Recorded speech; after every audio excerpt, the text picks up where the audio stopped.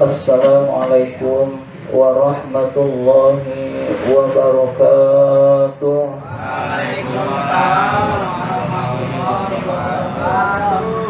Alhamdulillahi rabbil alamin. Wassalatu wassalamu ala asyrafil anbiya'i wal mursalin sayyidina wa maulana Muhammadin wa ala alihi wa sahbihi ajmain, amma ba'du. Puji syukur marilah senantiasa kita panjatkan kehadirat Allah Subhanahu wa ta'ala yang tidak henti-hentinya memberikan nikmat-nikmatnya kepada kita semua. Antara lain kita diberi nikmat iman, nikmat Islam, nikmat kesehatan, dan nikmat panjang umur, sehingga kita dapat menjalankan perintahnya, yaitu sholat maghrib berjamaah dan dilanjutkan dengan menuntut ilmu. Salawat dan salam semoga Allah limpahkan pada junjungan kita baginda Nabi besar Muhammad sallallahu alaihi wasallam beserta para keluarganya, para sahabatnya, dan kepada kita sebagai pengikut ajarannya. Marilah kita awali ta'lim kita dengan bersama-sama membaca Ummul Quran, yaitu surat Al-Fatihah. Ila hadratin Nabi Mustafa Rasulullah sallallahu alaihi wasallam wa ila mu'allifi hadzal kitab Asy-Syaikh Al-Imam Barokatil Anam Abdullah Ba'lawi Al-Haddad rahimahullah, nafa'anallahu bihi wa bi'ulumihi fid dharaini amin. Al-Fatihah. A'udzu billahi minasy syaithanir rajim. Bismillahirrahmanirrahim. Alhamdulillahi rabbil alamin. Ar-Rahmanir Rahim. Maliki yaumiddin. Iyyaka na'budu wa iyyaka nasta'in. Ihdinas siratal mustaqim. Siratal ladzina an'amta 'alaihim ghairil maghdubi 'alaihim waladdallin. Amin. Tidak terasa kita sudah memasuki bulan Rajab, yaitu hari yang ketiga. Maksudnya besok ketiga, karena maghrib itu adalah pergantian hari di dalam kalender Hijriah. Amalan yang paling utama di dalam bulan Rajab adalah banyak beristighfar, yaitu mohon ampun kepada Allah Subhanahu wa ta'ala. Boleh istighfar yang sudah sering kita hafal, astagfirullah, astagfirullah, astagfirullah. Boleh astagfirullahaladzim, astagfirullahaladzim, astagfirullahaladzim. Boleh juga Rabbighfirli warhamni watub alayya. Nah, ini istighfar khusus di bulan Rajab yang diajarkan oleh Rasulullah. Pendek, Rabbighfirli warhamni watub alayya. Rabbighfirli, ya Allah ampunilah aku. Warhamni, kasihanilah aku, atau berilah aku rahmat, berilah aku kasih sayang. Watub alayya, dan terimalah taubatku. Nah, Rabbighfirli warhamni watub alayya, 3. Jadi mudah, insya Allah kita semua hafal dan sering kita ucapkan. Dan satu hal lagi adalah bulan Rajab adalah bulan kita disunahkan berpuasa. Jadi yang sanggup berpuasa silahkan berpuasa. Ini boleh minimal 1 hari, boleh 3 hari. Ulama-ulama, orang-orang soleh banyak yang sampai 10 hari. Tapi 1 bulan penuh bulan Rajab itu sunnah, karena puasa di bulan haram itu hukumnya sunnah. Hadis sahihnya adalah perintah berpuasa di bulan haram. Bulan haram itu bulan yang dimuliakan Allah. Bulan yang dimuliakan Allah, bulan haram itu ada 4, yaitu Dzulqa'dah, Dzulhijjah, Muharram, dan Rajab. Dzulqa'dah, Dzulhijjah, Muharram itu berurutan. Habis Dzulqa'dah, Dzulhijjah, kemudian Muharram itu berurutan. Rajab itu terpisah. Di 4 bulan haram ini sunnah berpuasa. Orang yang berpuasa pada bulan haram nilainya 30 kali lebih besar, pahalanya lebih besar dibandingkan puasa-puasa sunnah selain bulan haram. Berarti keutamaan ini hendaklah kita raih. Ada ulama yang memperselisihkan hadis keutamaan bulan Rajab. Memang hadis keutamaan bulan Rajab itu dhaif. Yang percaya boleh, yang nggak percaya boleh. Tetapi ada hadis sahihnya yang menyatakan bahwa berpuasa di bulan haram itu perintah Rasul dan itu sunnah. Sehingga hadis-hadis dhaif tentang keutamaan bulan Rajab tidak menghilangkan kesunahan puasa di dalam bulan Rajab itu sendiri. Nah, ini yang harus kita sadari. Puasa di bulan Rajab hukumnya sunnah. Mari kita mendekatkan diri kita kepada Allah Subhanahu wa ta'ala. Saat ini sebentar lagi bulan Ramadan. Ada doa yang diajarkan oleh Rasul juga. Doanya sudah beredar di medsos. Allahumma barik lana fi Rajaba wa Sya'bana wa balighna Ramadan.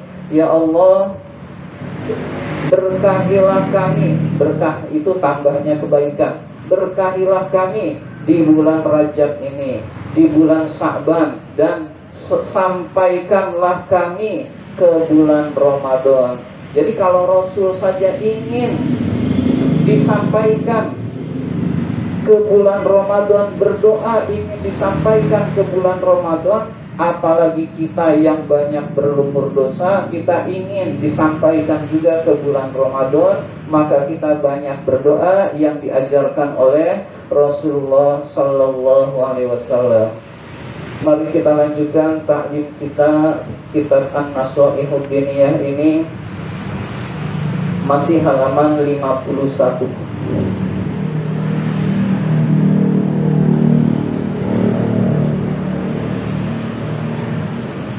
Baris ke-16 dari bawah. Halaman 51, baris ke-16 dari bawah.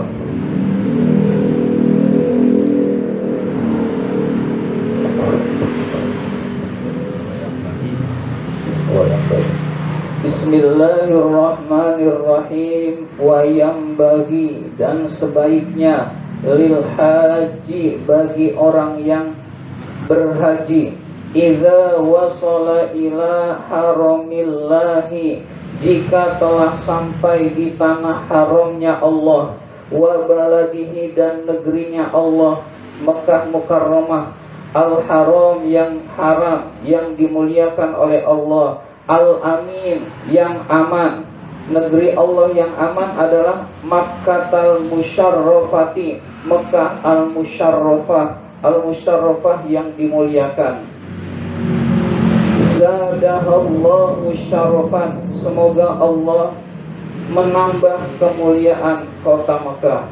Jadi yang sebaiknya dilakukan bagi orang yang pergi haji jika sudah sampai ke tanah haram atau Mekah al-Musyarrafah adalah ayyakuna mumtali al-qalbi bita'zimillahi, hatinya dipenuhi dengan mengagungkan Allah, wa ijlalihi, dan meninggikan Allah. Jadi mengagungkan Allah, merasa dirinya rendah ketika kita sudah berada di tanah haram, yaitu Mekah al-Mukarramah. Jadi jangan sampai kita di Mekah al-Mukarramah petantang petenteng, merasa kaya, merasa hebat, maka orang tersebut dihinakan oleh Allah di sana. Biasanya bayarannya cash, sebelum di akhirat dia dihinakan.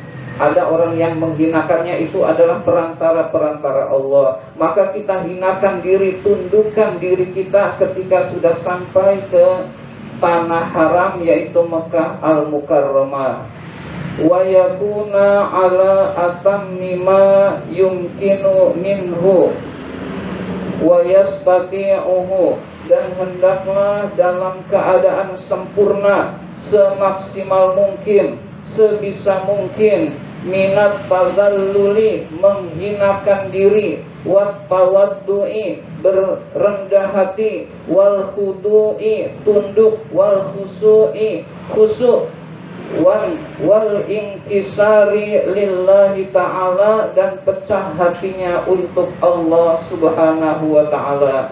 Jadi kondisi ketika sampai di Mekah Al-Mukarramah penuh kehinaan, penuh ketundukan, penuh kekhusyuan, semuanya itu karena mengagungkan Allah subhanahu wa ta'ala. Jangan merasa kaya, jangan merasa sombong, jangan merasa kuat lalu meremehkan orang lain, jangan merasa kaya mampu lalu merendahkan orang lain. Kita menghinakan diri pada saat berhaji, pada saat kita sampai di Mekah Al-Mukarramah.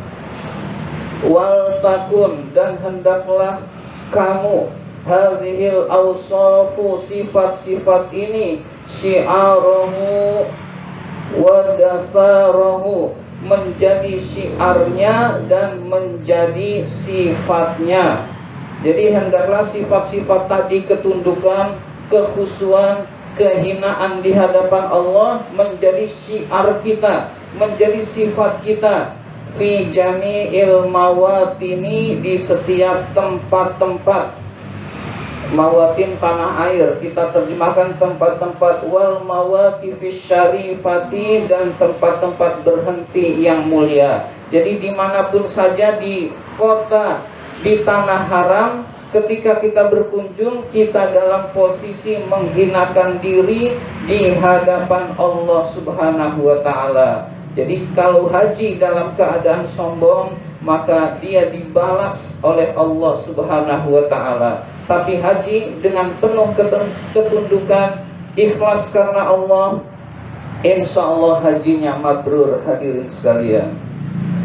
Wa yang bagi lahu, dan sebaiknya bagi orang yang berhaji, ayyastaksira jiddan, sangat memperbanyak, minat tawafi bil baiti, tawaf di Baitullah. Jadi kalau kita pergi haji, hendaklah kita memperbanyak tawaf di Baitullah. Wa minas sholati indahu, dan memperbanyak sholat di sisi Baitullah. Jadi di Masjidil Haram, mumpung di Masjidil Haram, perbanyak tawaf, perbanyak sholat. Jangan sampai banyak di kamar kemudian dia tidur, maka sangat rugi orang yang seperti itu. Perbanyak tawaf, perbanyak sholat di Masjidil Haram, maka nilainya jauh lebih utama, hadirin sekalian. Wa faqad warada, sungguh telah dijelaskan dalam hadis, annaman tawafa, bahwa orang yang tawaf usbu'an, selama 1 minggu, kana lahu ka'adli raqabatin, seperti mengimbangi 1 budak. Maksudnya adalah yaitu ya'tikuha, dia membebaskan budak, liwajhillahi ta'ala, karena keridhaan Allah subhanahu wa ta'ala. Wajah itu terjemahannya adalah keridhaan. Wajhullah, wajah Allah, muka Allah, itu gak mungkin. Berarti setiap wajah Allah maksudnya adalah keridhaan Allah. Jadi orang yang tawaf selama 1 minggu, nilainya sama dengan membebaskan budak di jalan Allah subhanahu wa ta'ala. Artinya besar sekali pahalanya di jalan Allah subhanahu wa ta'ala. Jadi di Baitullah, ketika kita sudah sampai, fokus niat ibadah. Jangan niat belanja, boleh nanti terakhir, ujung-ujungnya terakhir buat beli oleh-oleh. Sebetulnya oleh-oleh gak harus dibeli juga. Di Tanah Abang banyak.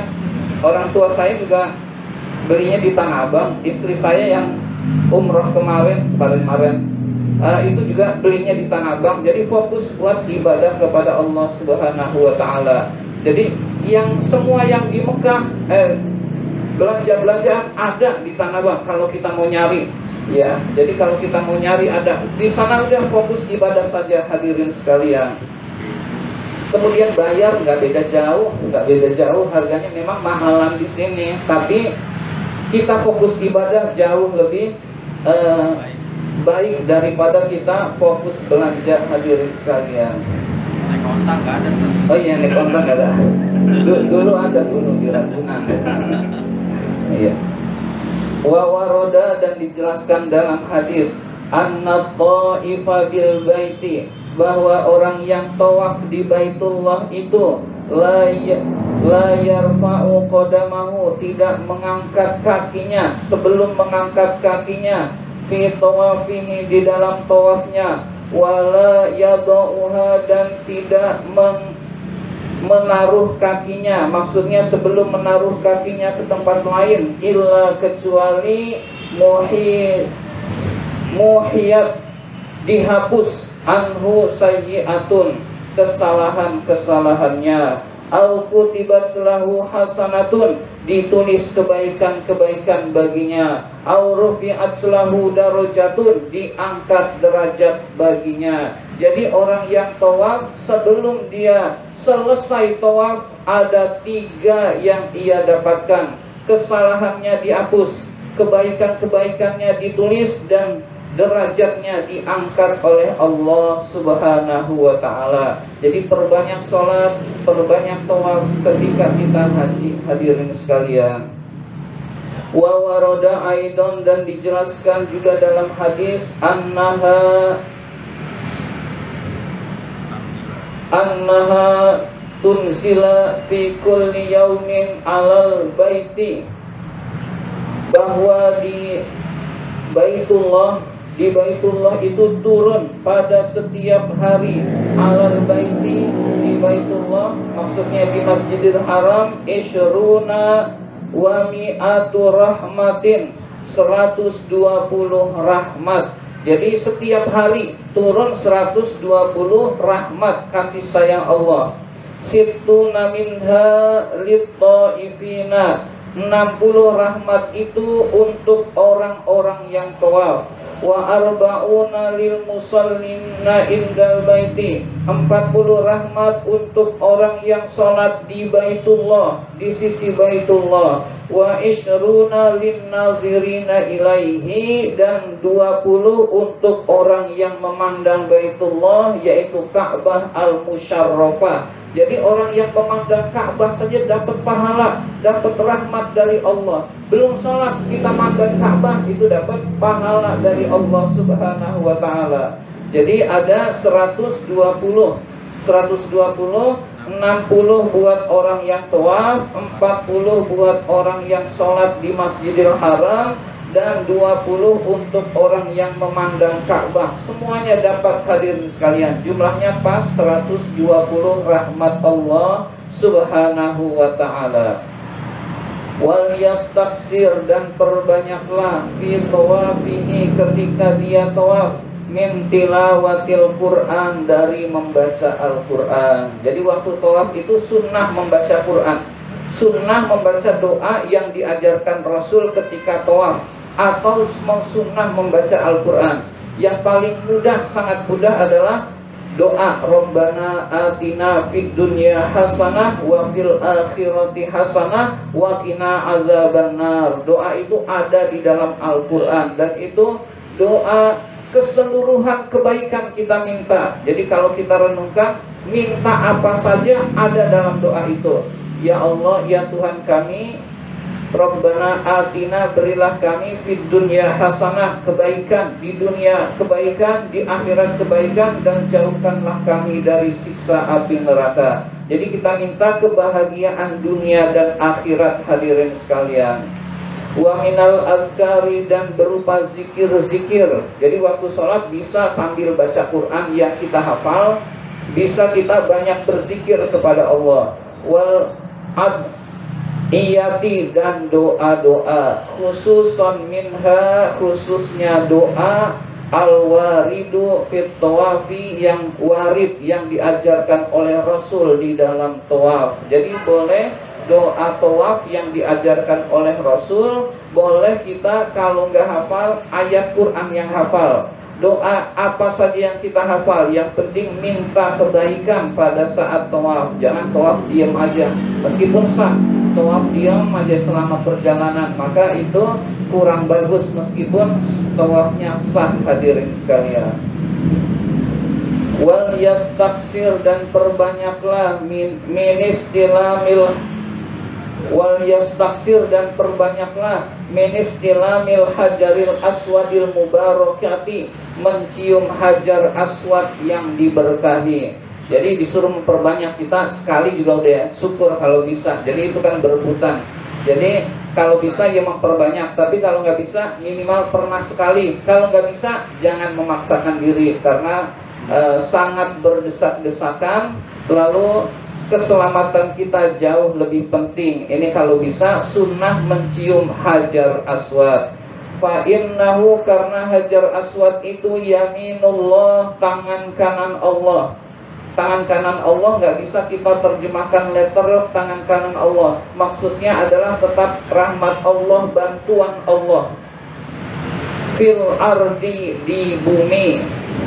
Yusafihu biha ibadahu, Allah menyalami hamba-hambanya. Jadi orang yang mencium hajar aswad itu insya Allah urusan-urusannya juga ditolong oleh Allah. Seperti diumpamakan adalah orang yang mendapat belayan Allah dan uluran tangan dari Allah secara langsung. Hadirin sekalian, jadi ini termasuk mutasyabihat, yaitu kita hendaklah menafsirkannya adalah tetap rahmat Allah, kasih sayang Allah kepada hamba-hambanya. Jadi orang yang mencium hajar aswad itu insya Allah hidupnya ditolong oleh Allah subhanahu wa ta'ala. Wa minas sholati, dan memperbanyak sholat juga. Fil hijri, di dalam hijir.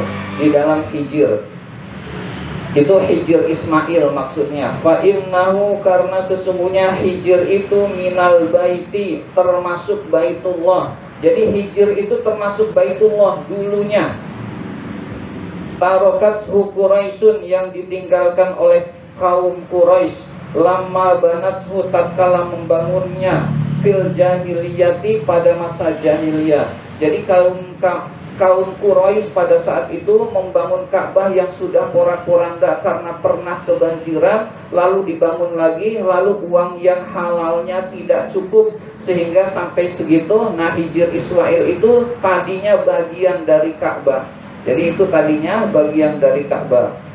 Hina fasarathum an-nafaqatu minal halali, karena sulitnya nafkah yang halal pada waktu itu. Jadi benar-benar Ka'bah itu dari hasil nafkah kaum Quraisy pada waktu itu yang benar-benar halal, yang tidak tercampur dengan yang haram sedikit pun. Nah, hijir Ismail itu dulunya bagian dari Ka'bah, kemudian yang dibangun oleh orang Quraisy pada masa itu hanya sebatas Ka'bah yang sudah kita lihat itu. Hijir Ismail seolah-olah di luar Ka'bah, padahal itu adalah dulunya bagian dari Ka'bah. Nah, orang yang memperbanyak sholat di situ sangat utama dan termasuk yang dikabulkan doanya. Hadirin sekalian, wal yuksir, dan perbanyaklah min syurbi ma'i zamzam, minum air Zamzam. Fa innahu khairu ma'i ala wajhil ardi, karena air Zamzam itu air yang paling bagus, sebagus-bagusnya air di muka bumi ini. Jadi air yang paling berkah, paling utama, paling menyehatkan itu air Zamzam. Gak ada lagi. Selanjutnya baru air mana saja. Jadi air yang paling utama adalah air Zamzam. Kita disunahkan memperbanyak minum air Zamzam. Kama qala alaihi salam, sebagaimana Nabi alaihi salam bersabda, sebagaimana yang disabdakan oleh Nabi alaihi salam. Wa qala aidan, dan Nabi bersabda lagi, ma'u Zamzam, air Zamzam itu lima syuribalahu, untuk apa-apa yang ia minum. Maksudnya diniatkan apa yang ia minum akan tercapai yang ia niatkan. Jadi sebelum minum air Zamzam, hendaklah berdoa, hendaklah niat untuk kecerdasan, Allah kasih cerdas. Niat ingin kaya, Allah kasih kaya. Jadi ketika niatnya harus ikhlas karena Allah, kemudian kita minum air Zamzam tersebut. Nyari jodoh bisa. Oh iya bisa, insya Allah bisa. Kenapa? Jadi buat niat saja, niat, insya Allah. Cari jam-jam kenapa nggak apa-apa? Hah? Ya, yang asli bukan yang palsu. Iya, air Zamzam kita nggak tahu tapi kita husnuzon saja. Husnuzon itu asli gitu aja. Memang pernah ada penggerbekan air zam-zam palsu, jadi kita tetap husnuzon. Kalau itu memang ternyata asli termasuk hadis ini, kalau memang palsu ya nggak dapet gitu.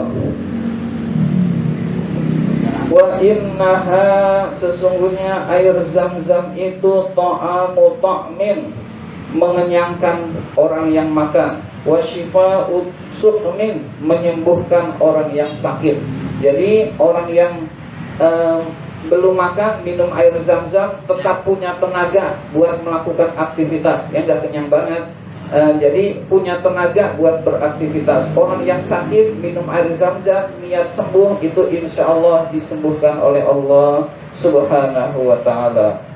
Wa qad syariba minha jama'atun minal akabiri, sungguh telah banyak meminum sekelompok jamaah dari para pembesar-pembesar, lima talibi syarifatin, untuk hajat-hajat yang mulia. Fanaluha, lalu dia memperoleh hajat tersebut, bifadlillahi, karena keutamaan Allah, wa barakati Rasulillah sallallahu alaihi wasallam, dan keberkahan Rasulullah sallallahu alaihi wasallam. Jadi telah banyak dibuktikan oleh pembesar-pembesar zaman dulu, dia minum air zam-zam dengan niat, lalu niatnya terkabul. Hadirin sekalian, jadi usahakan kita sunnah-sunnah ini kita jalankan ketika berhaji. Niat berhaji banyak keutamaan-keutamaan di dalamnya.